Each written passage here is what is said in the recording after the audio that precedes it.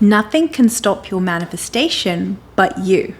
Hello beautiful soul, welcome back to my channel. This is Priya, your manifestation coach, and in this video I want to shine some light on why no one and nothing outside of you can stop you from manifesting what you want. But first, if you would like to get coached by me, you can get access to any of my offerings by simply clicking the link below in the description box. Okay, let's get back to this video.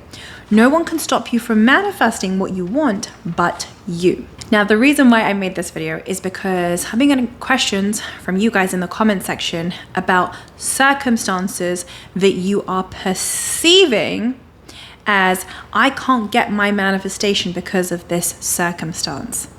And I really wanted to make this video to shine some light on the fact that no circumstance, no person or no thing outside of you can stop your manifestation from occurring. In fact, the only thing that can stop your manifestation from occurring is you. So let's take a look at some examples. You know, sometimes when it comes to manifesting a specific person, you guys will say, oh, well, Priya, like, how can I manifest my specific person? They live on the opposite side of the world. Or Priya, my specific person has really toxic family. I don't know how I'm going to manifest them. Or sometimes, you know, people will say, well, Priya, I'm trying to manifest a promotion at my workplace, but there's just no opportunity for a promotion. Like I'm going to have to look somewhere else or somewhere new. So there's all these circumstances that you are placing in the way of getting your manifestation. And I really wanted to make this video to remind you that nothing can stop your manifestation. No circumstance can stop your manifestation, and everything is technically a circumstance, right? Whether that's, you know, because you and your specific person live on the opposite side of the world, or because their family doesn't like you, or because there's no opportunity for you to get a promotion at your workplace because that's what your workplace told you. Like, none of that matters. I can understand why it might feel like it matters, like that's the obstacle that's in the way, right? If this obstacle was removed, then I would get my manifestation. But ultimately, you want to remember that nothing and no one can stop your manifestation other than you. And here's why. All you have to do to manifest what you want is to consistently persist as the identity that already has your manifestation. So if you want a specific person, meet my specific person or a happy, loving, committed relationship.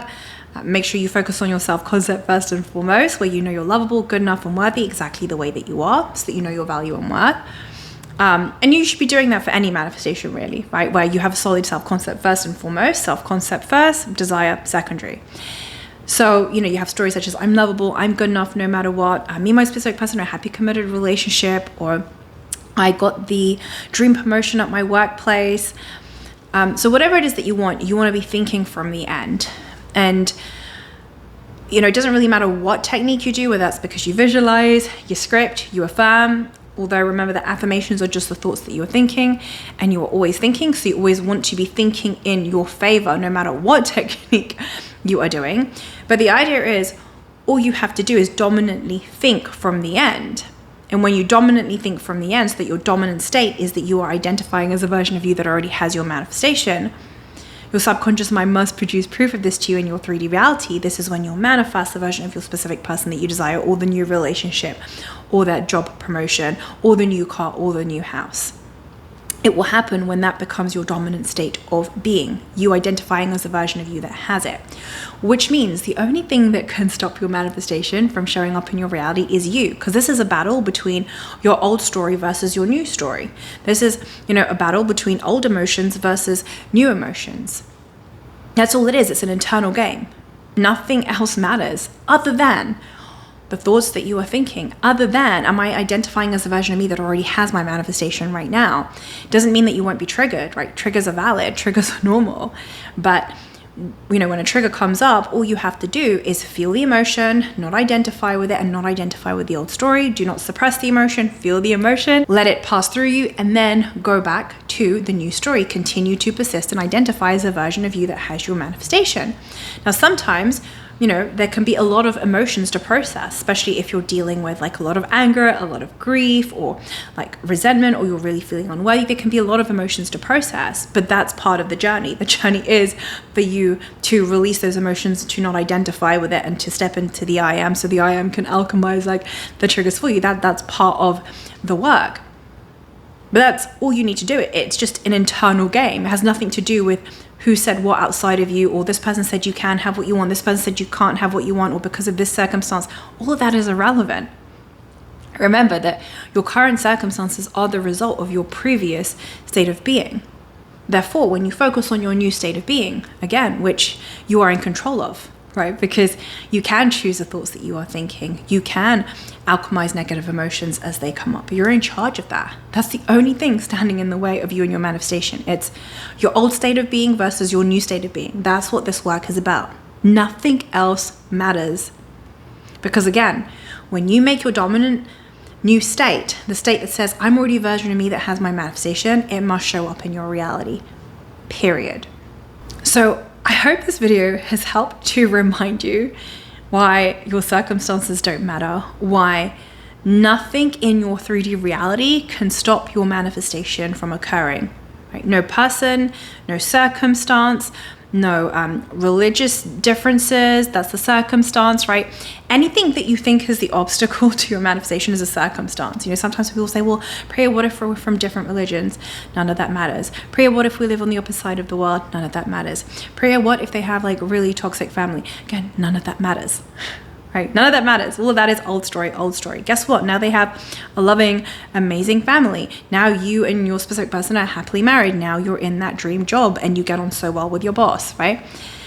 So again, this is all to do with the old state of being versus your new state of being, which you are in complete control of.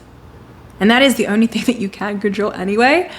But when your new state of being becomes the dominant state of being within you, that is when your manifestation will show up in your 3D reality, right? So nothing or no one can stop your manifestation. And that actually reminds me, I also just want to remind you that tarot card readings, astrology readings, none of that matters. None of that can stop your manifestation, because I've been getting quite a few questions about that in the comments section below. I've already done videos on tarot card readings and astrology readings, which you can find on my channel, but I'll just share this quick reminder that none of that, all of that is a circumstance, right? Tarot card reading, astrology reading, all that is circumstances. Your I am transcends all of that, right?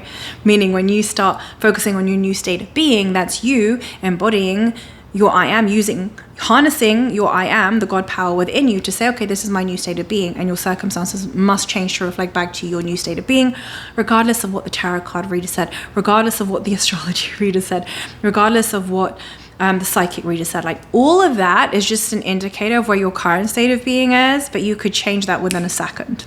And then you're in a new timeline, in a different version of reality. Okay, so remember, you are the operant power of your reality. You are I am. So you transcend all these circumstances. Don't forget that. That's it for this video. Thank you so much for being here. I love you. I appreciate you. Have a wonderful day or a wonderful evening. Mwah.